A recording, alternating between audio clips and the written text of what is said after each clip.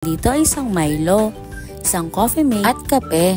Bale paghahaluin ko lang ito, tapos lalagyan ng tubig at hahaluin. Pero mas better nga ni kung mainit ang tubig ang ipapanghalo nyo muna bago lagyan natin ito ng yelo. Itong mga nakarang araw nga'y umulan, kaya naman yung ulan na yon ay talaga naman nagpatindi ng banas at init. Kaya naman ito ay isa sa mga pampaalis banas ngayong araw. Pagpasensya nyo na mga kaate, hindi talaga ako maalam sa mga ganituhang timplahan. Kung ano nalaanganin nalalaman ko, I go for the go. Pag ganito talagang mainit, ay sari-sari na talaga ang lumalabas para lang maiwasan ang kainitan at kabanasan. Pag may napanood nga tayong inumin na malamig at madaling gawin, ay go agad tayo. Ayan na nga, natapon pa ang ating isinasalin.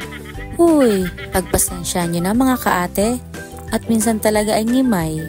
Huy, hindi. O siya, ito na ang ating cold drinks for today's video.